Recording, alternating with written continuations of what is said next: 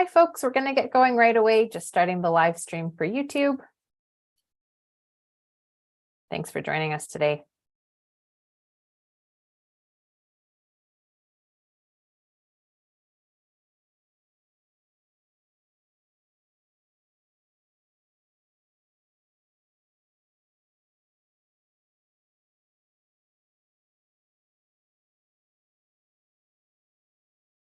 Hello and welcome to the Sustainability Faculty Fellows at the Guanama Center for Teaching and Learning.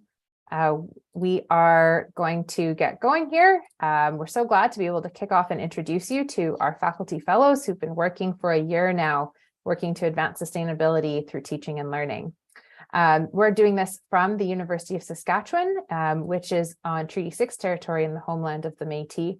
And we work on the sustainability plan to understand sustainability as protecting and honoring. So Nakatayeta Muin, so honoring the wellness of all humanity and creation. And we all work together on this critical path towards sustainability and looking to protect and honor all creation in Saskatchewan, Canada, and globally. And I'm so lucky that I get to work with these fellows and think about sustainability from the traditional perspective of economy, society, and environment, and then thinking about, instead of just sustainability as the intersection of these three, how is sustainability actually layered and relying on the environment, society, and economy, kind of in a wedding cake or in like a tiered model. And we talk about the Sustainable Development Goals from the United Nations. There are 17 of them. The 17 SDGs as being the parts that make up these three spheres of work that we help advance. So we have to have a really strong biosphere, that no green, no blue, have to take care of the green and blue to be able to have a healthy and thriving society and economy. And we do that through our teaching and learning as well as through research. So at the University of Saskatchewan, we know that we need to be able to work to help students advance on their ability to have the heart set, skill set, mindset to transform the systems that we live within. And we also do this in partnership with Open Education. So I'll invite my colleague, Heather Ross, to give us a little bit about how we build open and sustainability together. Thanks. I'm Heather Ross. I'm a colleague of Aditi's here at the Guanama Center, and I lead most of the open work here on campus at USask. Open education is really about increasing access and making it possible for people to learn using materials and ideas that are appropriate for the context that they're in. So this includes things like open access publishing, so journal articles being published openly for anybody to be able to learn from them, open teaching, sharing your practices openly, open educational resources, so OER, which is the thing that most people who know anything about open are most familiar with.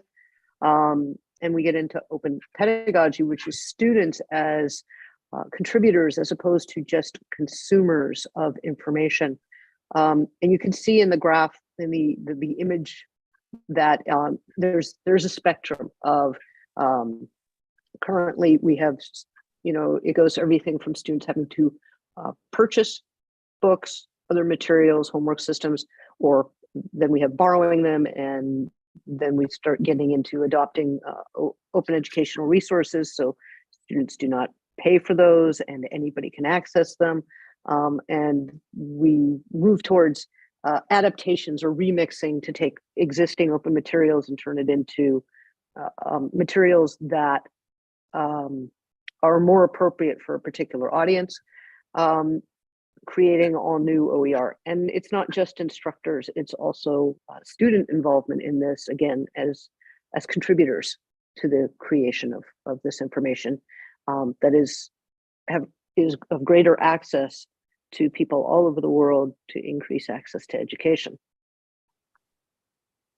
Thanks, Heather. And getting students to be able to have some choice and agency in how they're doing this open pedagogy is really impactful on students. We know students need opportunities to get practice and feedback and reflect on their learning and be able to act on their learning. So we'll hear from our fellows about how they've already had students reflecting, sharing, acting towards the SDGs, towards sustainable development, and helping students reflect on those competencies that they've developed. So this fellowship program is a 2-year initiative to have faculty who would, you would all say you were probably novices or beginning to understand sustainability in teaching and learning when you signed up for this gig.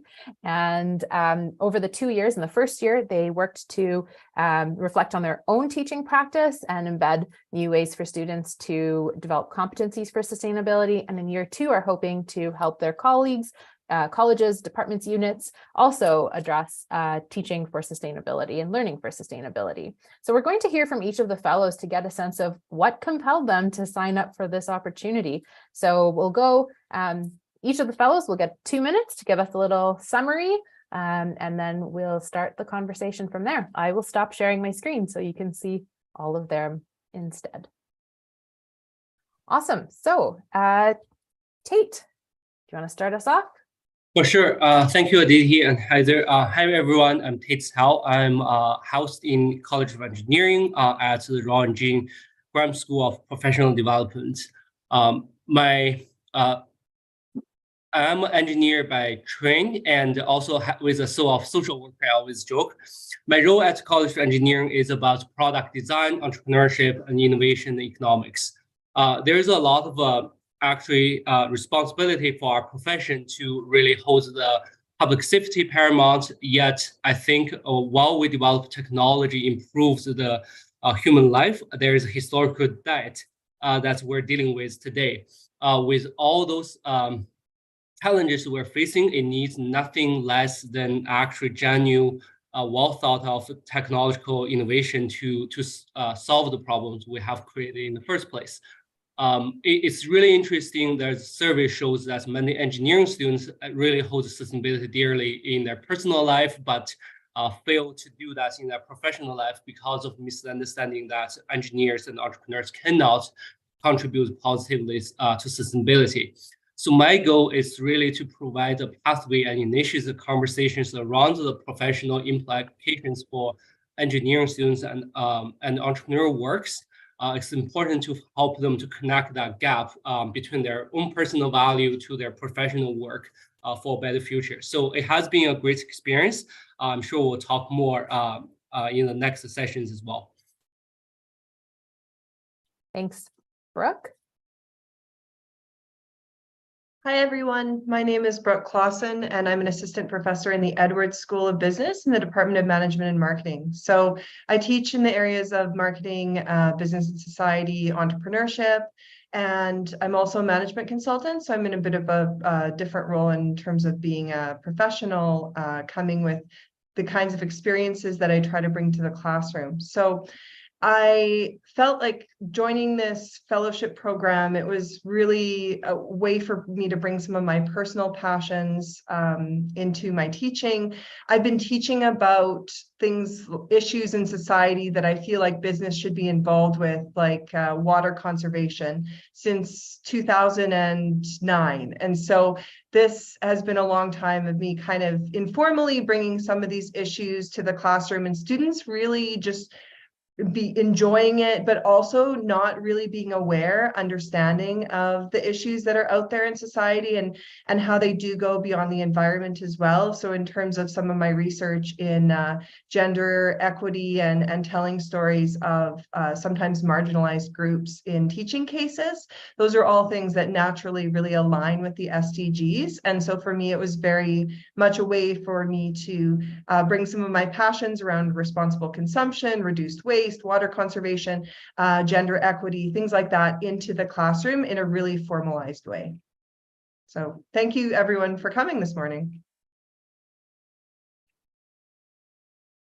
Thanks, Brooke. Shannon? Hi, everyone. Welcome. I'm Shannon Forrester. I'm from the College of Kinesiology.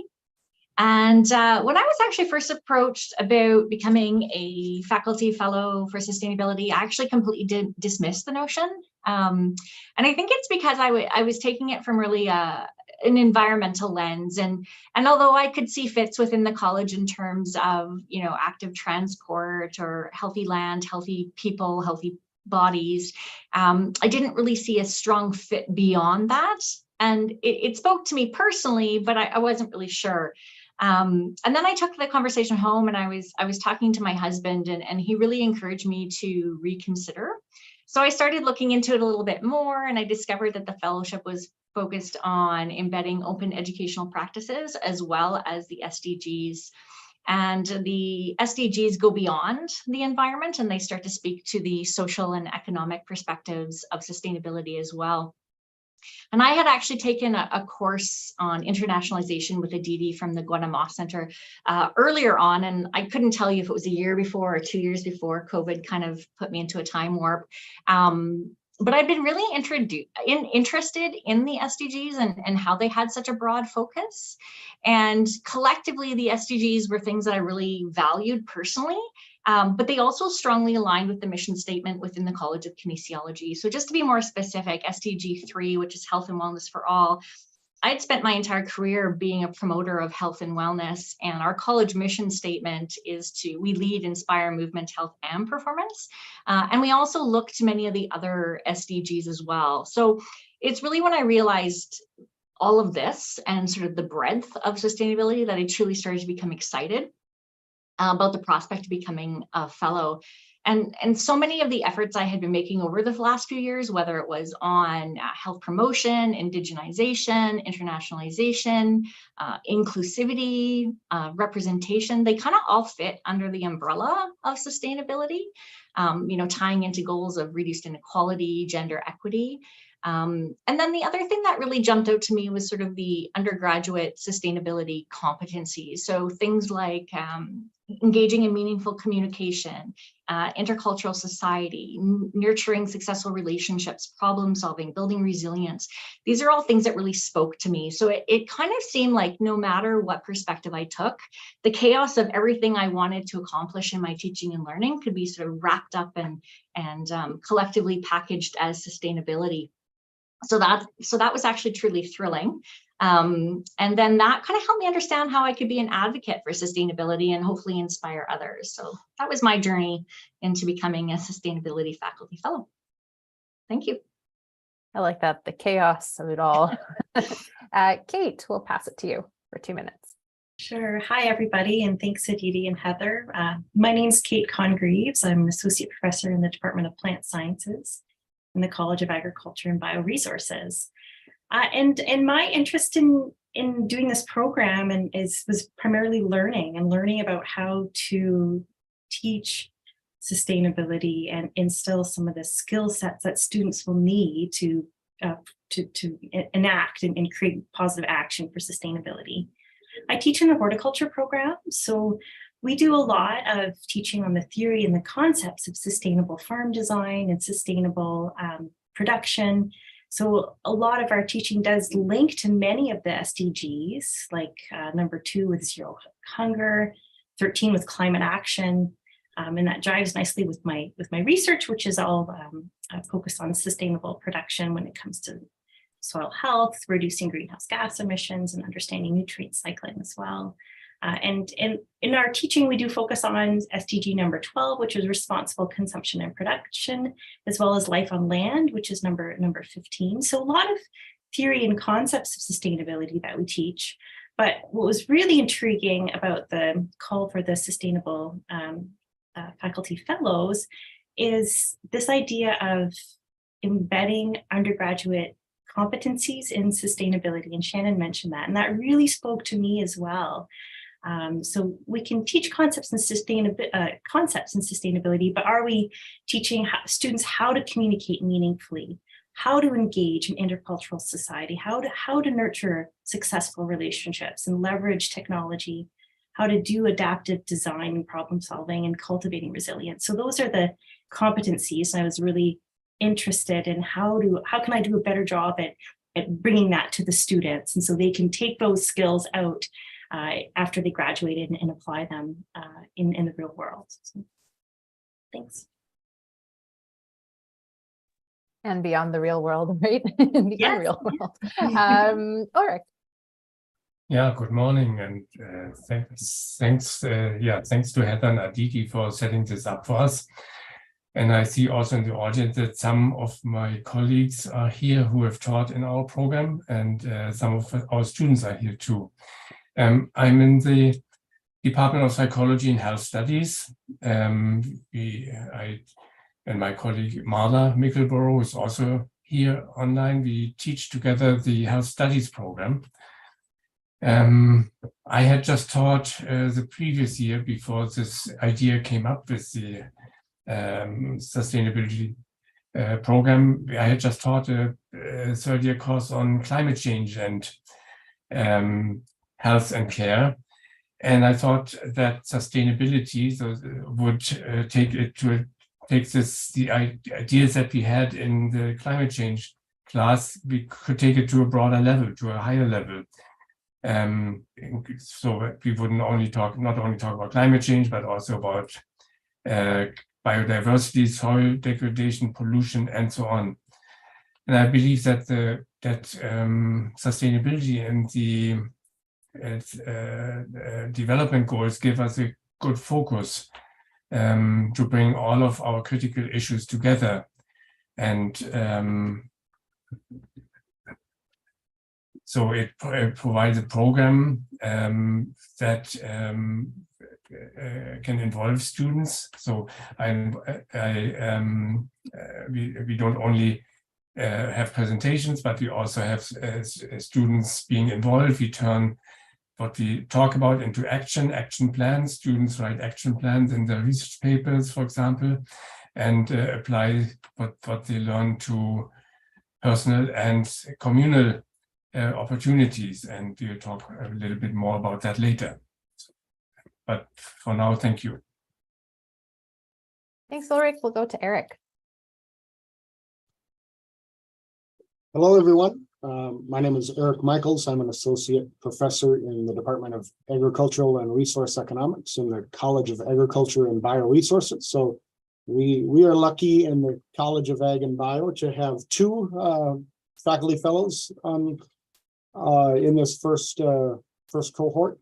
I guess what compelled me to put my name forward, I was shoulder tapped a few times. Maybe it was more of a shoulder shove at the second email I got from Heather saying, put your name in for this. So when I first got it, I thought, well, that's interesting, but I don't know if I have time to do this. But the more I thought about it, the more, I talked about it with colleagues. I thought, for my department and where our students come from in the world of agribusiness, a lot of our students come from a farm background, want to go back and work in agriculture, either directly as producers or in the affiliated businesses that support farmers. I thought understanding this idea of sustainability from both the consumer side and the supply chain would be a great approach for our students to, link in economic growth, SDG 8, linking in SDG 12 that Brooke is looking at, of responsible production. So for those students who are going back to the farm, who are doing phenomenal work in, using less resources to continue to produce, understanding that in those three pillars. So how we can teach from a 360-degree view, if you will, of how do we see this from one perspective, but then if we flip this around and look at it from the other side of that value chain, how do we think about that? So that was what really struck me from the component part, and working with Heather and Aditi and other programs, I knew it was going to be a fantastic system. So I was just excited to be a part of it, and working with the other fellows has been a real learning experience in and of itself.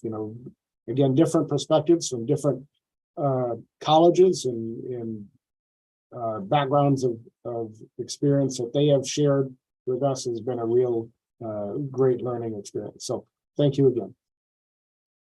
Thanks, Eric, for summarizing that. So we are going to go into some questions for the panelists. And if you have a question during that time, you can use the Q&A button in Zoom to submit your question. My colleague Heather is going to be monitoring that, and we'll keep track of those for the last 10 minutes of the presentation today. So please do make use of that option to contribute to the conversation as you are listening to our panelists reflect and share on their year as a faculty fellow thus far.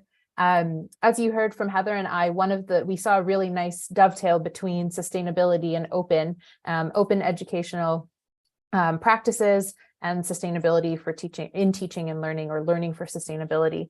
And so we were curious to know from the fellows, after trying this in their own courses, what did it look like to embed open educational practices in your teaching? Was it what you thought it was going to be, and what would you tweak or adjust for next year? I know, Shannon, you mentioned a little bit about that open, so do you want to start us off? Sure. Sorry, just finding my mute button. So I was working with the fourth year course in our college. So there's a couple different ways I approached open. First was I used an open educational resource as a supplementary textbook for students. There's quite a bit of physiology background for the course. The course is physical activity and aging. So I did that, and in terms of moving forward, I thought that went really well. The students really appreciated it, and I'll definitely be trying to increase my use of OERs in other courses that I teach. The other way I went into open was really looking at it from an open pedagogy process. So with open pedagogy, you're looking at a lot of active learning. So think, discuss, investigate, reflect, create. And as Heather mentioned earlier, it brings in this sort of co-creation of knowledge and resources. And then finally, one of the things that we see with open is a sort of community impact. So one of the things that I did was really try to get in, sort of increase the experiential learning and authentic assessment piece in my course. So pre-COVID, one of the big projects was sort of around a case study on an older adult, and going into prescription pieces around that. And what I did with my cohort is we actually worked with individuals in the community. So we had 12 older adult community members that my students worked directly with. So they created interview scripts, and they did a needs assessment, and then they did a prescriptive piece specific to that individual, and created some documents that they could share back with that individual. And in terms of moving forward, I would really like to see that grow. One of the things that we did was sort of a land space audit to look at places in Saskatoon that were accessible for older adults to be exercising. And I think that's something in the future we'll definitely want to share with the broader community, not just the individuals we worked with, but whether that's sharing with Saskatchewan Council for the Aging or the Meewasin Valley Authority or that kind of thing. And I think the one big piece that I really learned is the meaningful communication and nurturing relationships. So we talk about, developing communication skills in our students, but when we're actually working with community members, that piece becomes so much more important. And that's definitely something I had to sort of circle back, and we had to re-practice and really build those communication skills before we invited the community into our college and to work directly with them. So I would say that was my big learning piece, is really focusing on that communication when we're working with the community. Thanks. Really highlighting those competencies for sure. Thank you. Brooke? I had kind of a interesting story in one of my classes. I'm finding that after having gone through this fellowship, that naturally some of these practices are happening in other classes, obviously not just the one that we have. One class where we were asked to embed some sustainable learning outcomes in there, but I'm finding that I'm doing it in all of my classes quite naturally. And so in my fourth year marketing strategy class, we do a consulting project for a community organization. And so it worked out really well that the group this term is really sustainability focused. But what was really interesting was that we created a code of conduct because that's kind of best practice in management consulting of our engagement with this client. And I started with a bit of a, we'll say, cookie cutter kind of kind of code, and the students really took it and they added in elements related to reconciliation, related to environmental sustainability and responsibilities that they have to different groups. And it was really amazing to see that was very much student led, by student, through student choice. And what I'm going to do now is share that back with the professional association that I'm a part of, because now I can see how the students' work and their investment and thinking around this can now impact on our profession, which is that's really powerful to me, to be able to take that back. And I'm also going to work with Heather to make sure that we can find the right place to now license this resource for other consulting projects at other universities that they might want to adapt this model for their codes of conduct. So just one little story that I thought was kind of impactful. Thank you. Yeah, making that open opportunity for students right away. Yeah, Kate. Yeah, I thought I would just share an example when it comes to embedding open resources into your class. Content-wise, I'll share one example. The Canadian Society of Soil Science, and edited by Fran Wally, as well as Rich Farrell and a few other people across Canada, recently worked on an open access e-textbook. And so it comes with, it could be electronic, so you can add the digital copy or the link to it right in your modules in Canvas. And so students can go directly to that textbook and do the readings. And so I contributed to one of the chapters, so we got to use it in my module, and I actually have a copy here. So if anyone is looking at teaching soils or anything related to, it's digging into Canadian soils, and there's all sorts of chapters. We use the one chapter on soil health in my course, and it comes with activities you can do in class or even as assignments. And so each chapter comes with examples of what you can do for pedagogy. So even little things like that, just swapping out your textbooks for something that's freely available and accessible. And these aren't just random blogs. These are written by experts across Canada. And I would just point out that Heather runs the site at USask, where you can look through and see what are some of the open resources that are available to you in your discipline. So I encourage you to check that out, because you might find something that's useful for your course as well.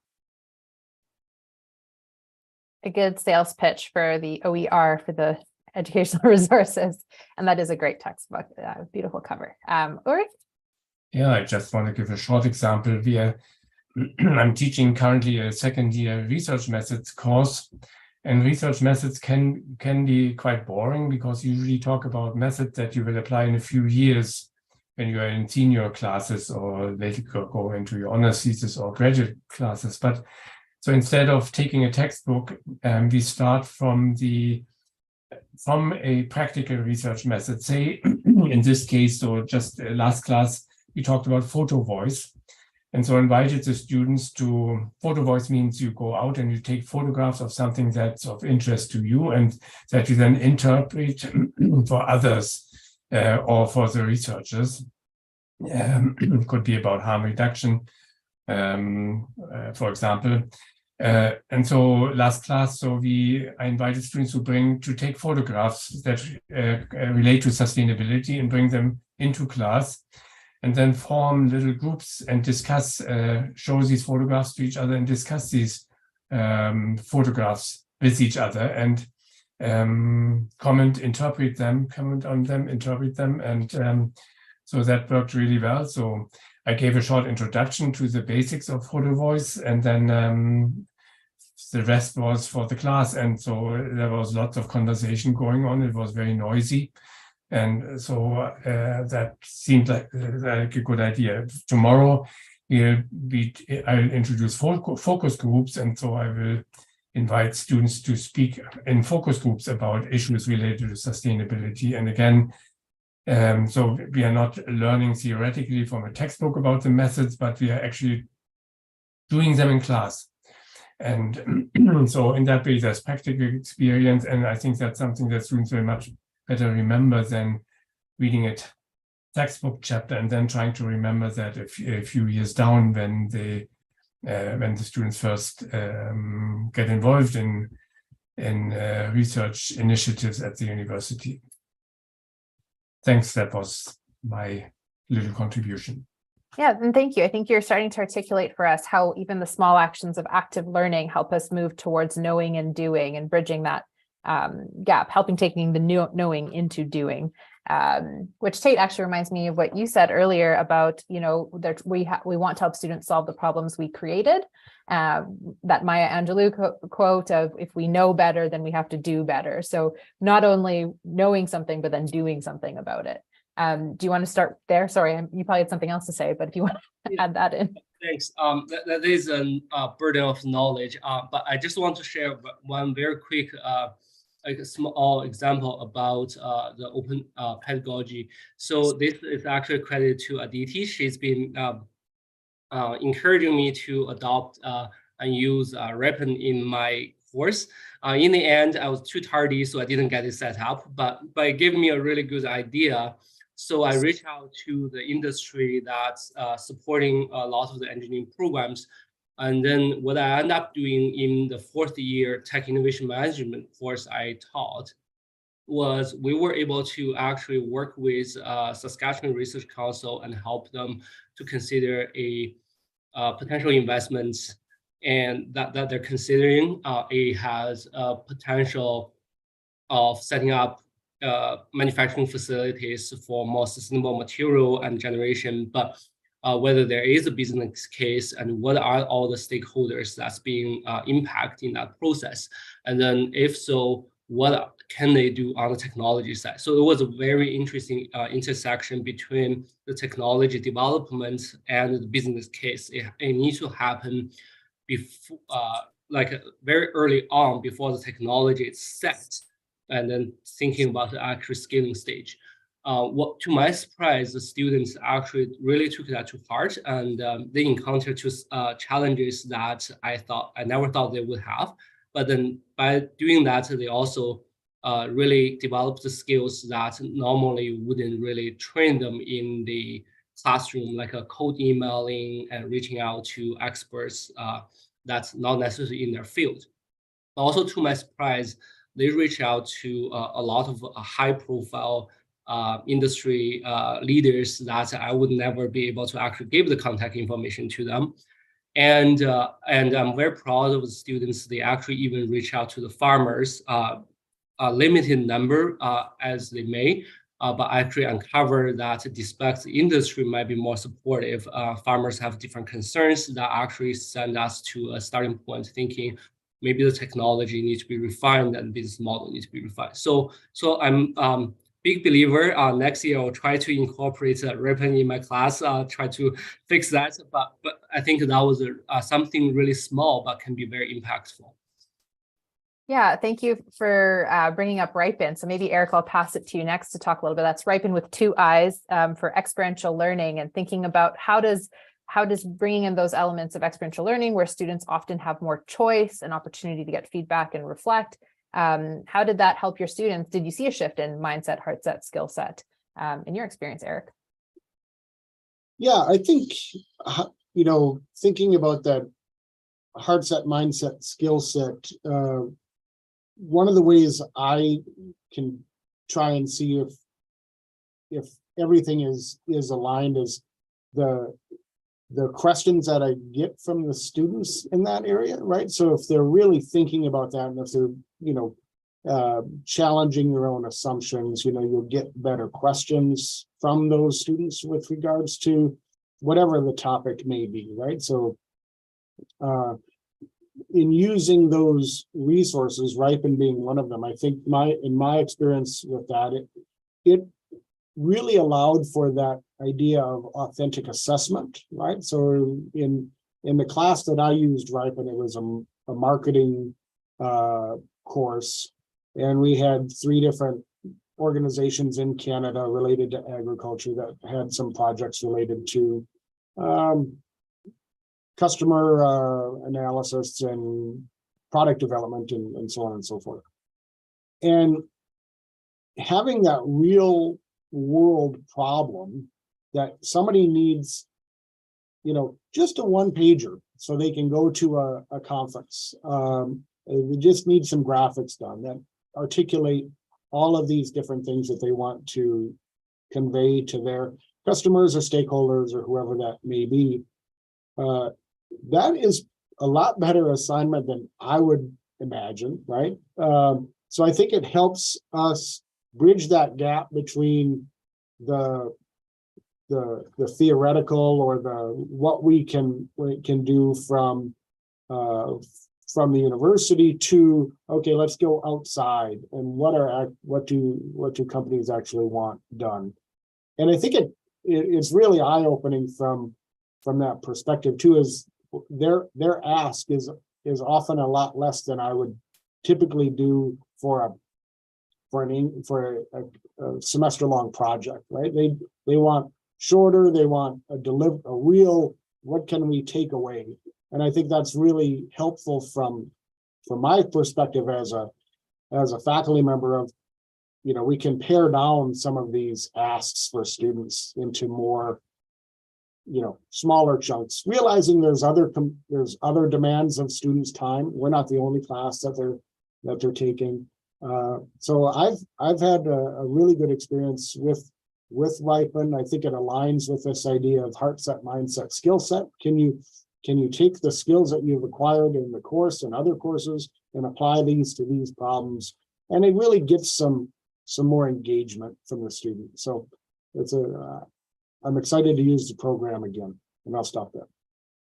This is not a sales pitch for the tool, but the idea that, yes, experiential learning, if we can find community partners through some kind of interface, it can really help us make learning visible for students and make their learning visible.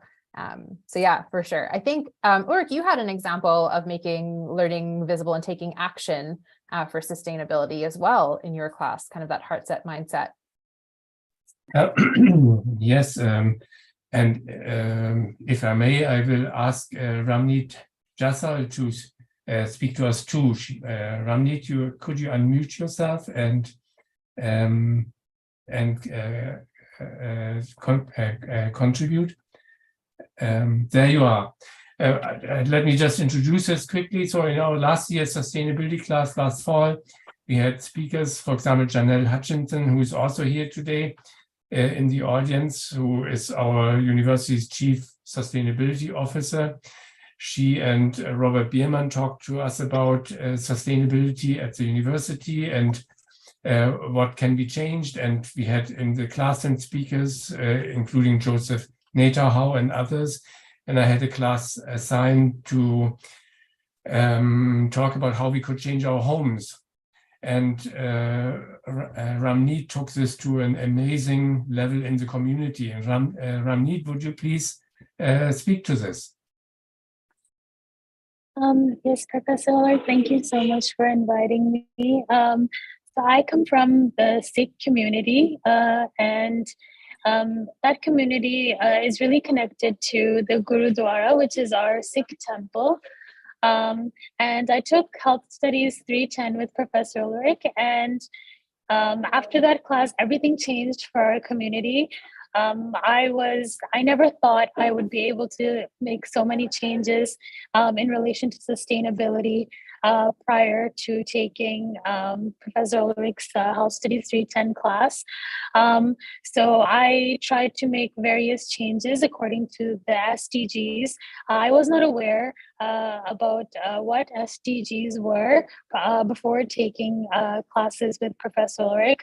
And a lot of the changes that we made in the Sikh temple were in relation to those. So an example of something that we did last week was we didn't have any compost or recycling bins in the Gurudwara, which is not very sustainable. So I encouraged the committee of the Gurudwara to get those bins placed. So in Professor Ulrich's 310 class, we had a lecture on sustainability strategy. where it was mentioned that we should try to save money in electricity and try to put those funds into something sustainability related. So I tried to get, there's very large windows in the Sikh temple, in the Gurudwara. So during the day, we encouraged everybody to keep the lights off. And at the end of the month, it was very surprising that we were able to save almost $100 every month by keeping our lights off during the day. And then so we took those funds and invested them into the compost and recycling bins. And all of this knowledge came directly from Professor Ulrich's Health Studies 310 class.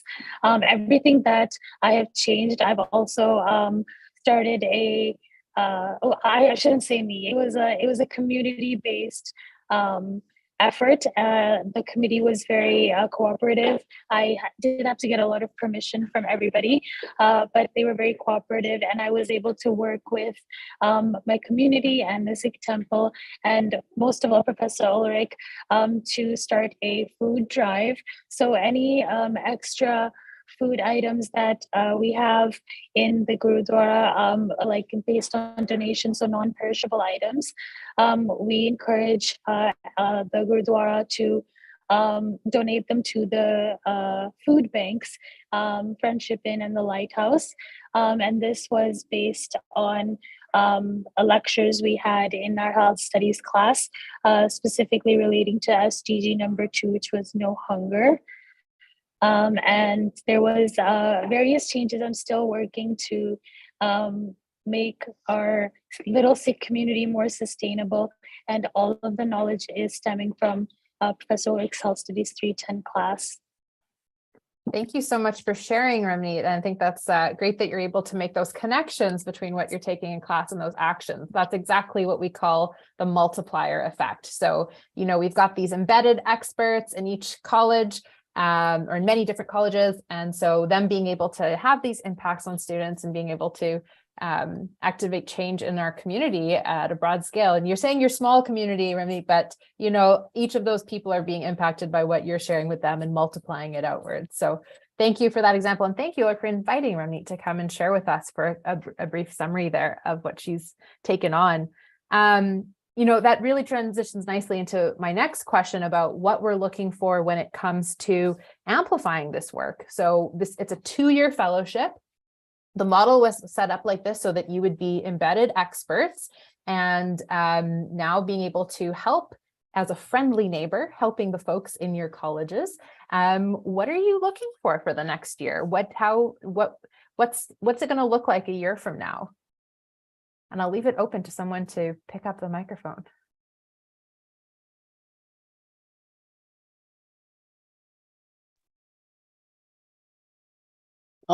Maybe I'll start if that's okay. I think the easy way that I'm thinking about this is, you know, when we started the fellowship, we were really focused on one particular course of our teaching loads, if you will. And I think for me, it's now bringing this across into the other courses of my own that are part of my teaching responsibilities in the Department of Ag and Resource Economics. So I think that's one kind of bit of low-hanging fruit where we can expand in that. It's hard, you know, some of the work that I do, it blends from course to course, and I bring things in and try things out, and it's a continued bout of experimentation. But then I think that helps, you know, have that conversation with other faculty in our departments that are teaching similar courses, conversations we have around the coffee table of what are you doing in class, what's worked, what hasn't. You know, I think we can have those conversations to kind of spark some of that organic growth in this. You know, can we not force our colleagues to make the same mistakes we did in this innovation in bringing this in? So what have we learned? How do we teach or inform our other colleagues of this might work, these practices might be helpful for your class, check them out, and if you need more resources, happy to pass those along, right? So that's kind of where I think that I might go in the next year, and I'm excited to hear what others have to say. Thanks, Eric. And that reminds me, I'll make a public announcement, commit to it here. The fellows are all working to write an open resource right now, full of their examples and what worked and what didn't work. So highlighting their best mistakes for you to be able to do this in your own classroom. So we're hoping to have that done by the end of this calendar year so that you can all learn about how to do things better than we did or as good as. Thanks, Shannon. Yeah, just adding to what Eric was talking about. I mean, obviously, one of the easy ways that I can move forward is embedding in other courses that I'm teaching. And as a lecturer, I do teach quite a bit. And one of those courses is actually one of our first year required courses. So if I'm able to embed it into a first year required course and sort of set that foundation, then that makes it a little easier for my colleagues to sort of pick up and look at what's more specific or applicable to their particular courses. And I think anytime we try something new, it always seems really daunting.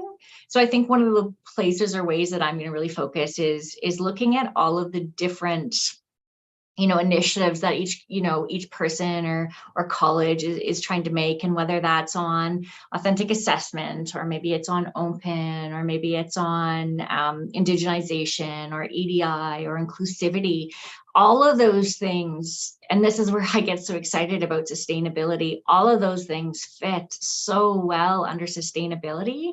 So I think the motivation for me when I work with others is trying to find their fit. And I think when we find our own personal fit, then it doesn't feel so much like work. So I think I'm going to try and draw on that. And I would say, my advice to others is start small. If it feels daunting, start small, add in where you can. And I think eventually we're going to see a lot of growth. And as Eric said, like, the fellows are here to be a sounding board. We're there to be, the cheerleader, or to provide suggestions, what went well, what didn't go well, things we didn't think about and had to deal with later, etc. So I think hopefully our colleagues will draw on our experiences and we can build from there. Thank you, Ulrich. Yeah, if I may add to that, it may seem like a challenge at first. We are already all coming out of the pandemic, so we all feel overworked and exhausted. And then to take on sustainability can seem as overwhelming as the problem of sustainability on our planet. And so one may not immediately be excited about putting additional work aside from one's other work. But I'd like to show that sustainability just means a reframing of what we are already doing. For example, in psychology, everything is in some ways related to sustainability. And so I thought as a project, I would me and the student would together invite our colleagues to give us the course outlines, and then we just identify in the course outlines where connections to sustainability can be made. And we suggest edits, and so it's just the course outline already could then show that what most of my psychology colleagues do has something to do with sustainability. And so that would not be a big effort at all. So the student and I would take that on, and in that way we hope to inspire our colleagues to see it's not an humongous task, but it can be approached step by step.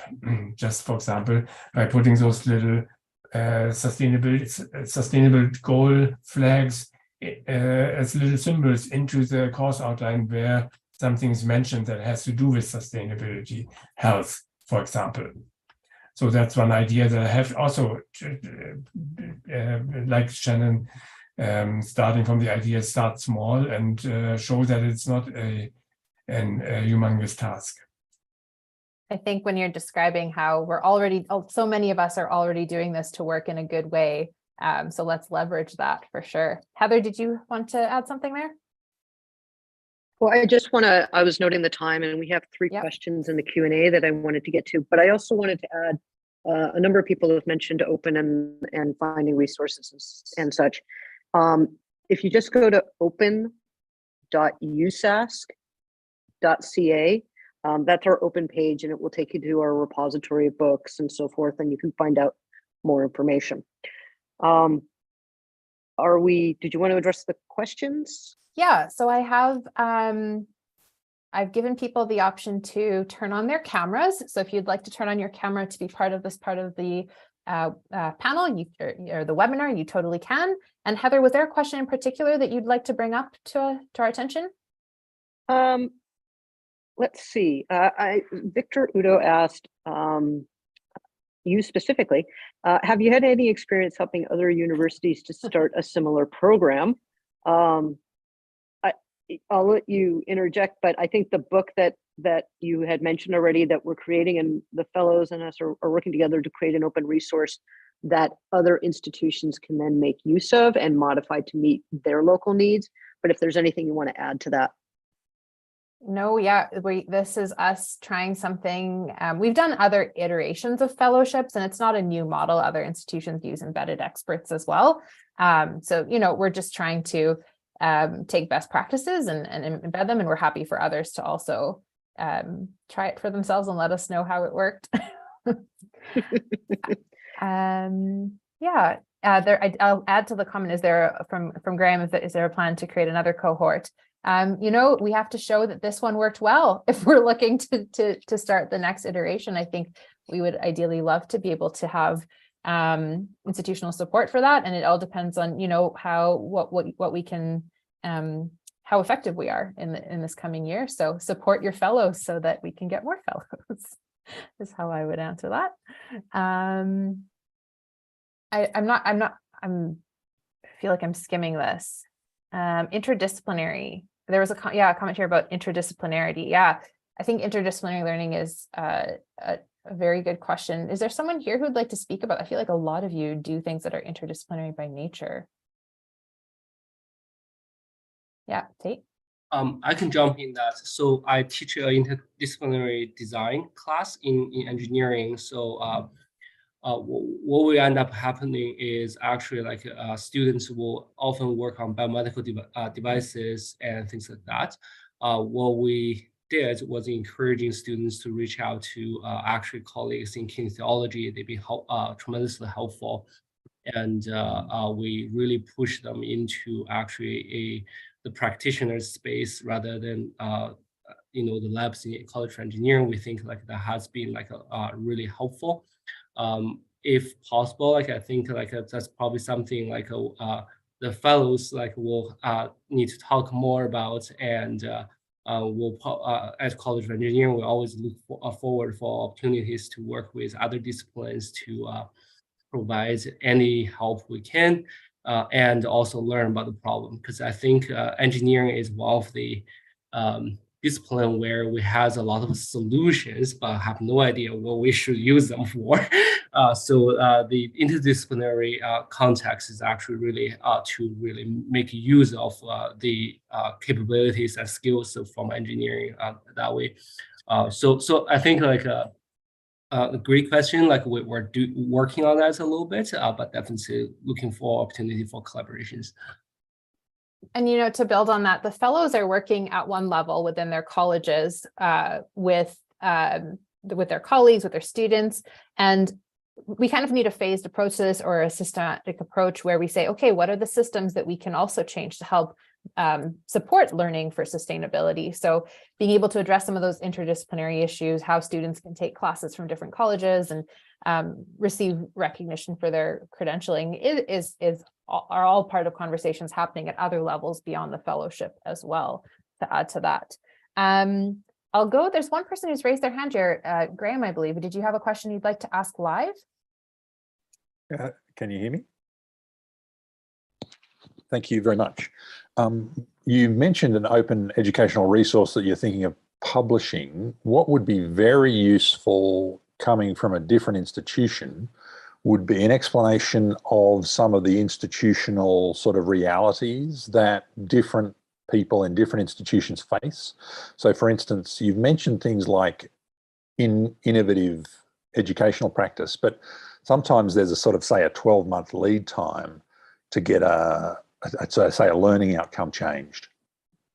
So what would be very useful would be part of that open educational resource engaging with the institutional realities that different people have. So for instance, things like advice about whether that was a top-down initiative or a bottom-up initiative. I'm at the University of Tasmania, and we've got an education for sustainability community of practice, trying to sort of do a grassroots sort of initiatives. But it'd be nice for part of that volume to engage with sort of institutional realities and strategies. So different people in different institutions can say, oh, wow, okay, in my institution, the solution to this problem is X. That's a great comment, and thank you for that suggestion. And that's something that Heather and I will work on, because we know how important that conversation is. And we have a talk with UTAS coming up on Wednesday. So I'm so glad you're here and that we're able to, build those relationships across our institutions.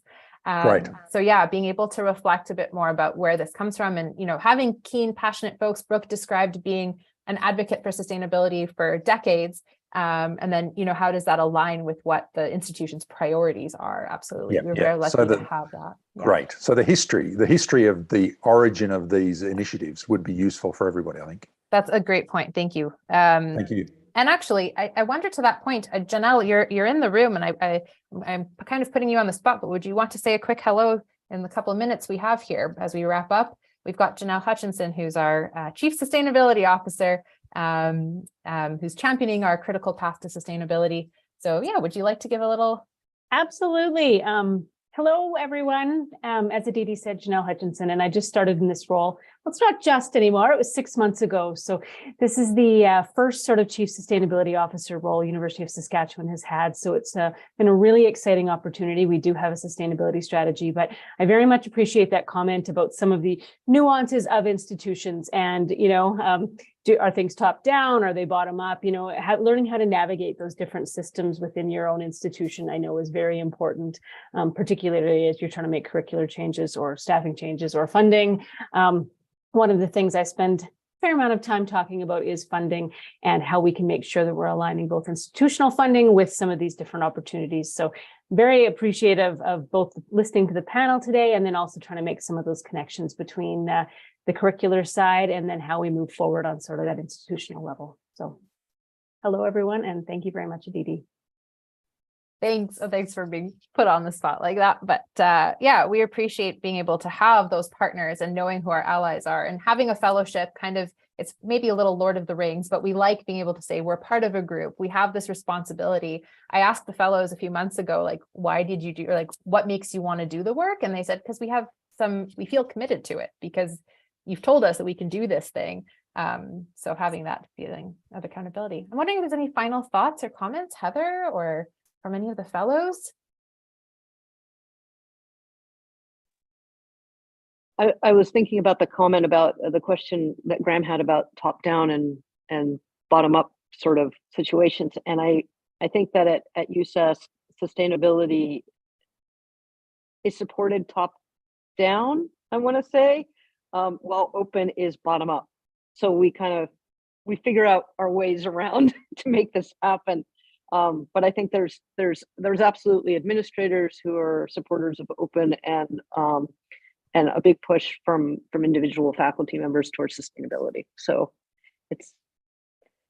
which I think is probably relatively typical at institutions, that there's kind of a mix of these things. We need everyone everywhere doing everything all the time. That's right. That's what keeps me up at night. That's right. Yeah, well, I really appreciate everyone's time and coming.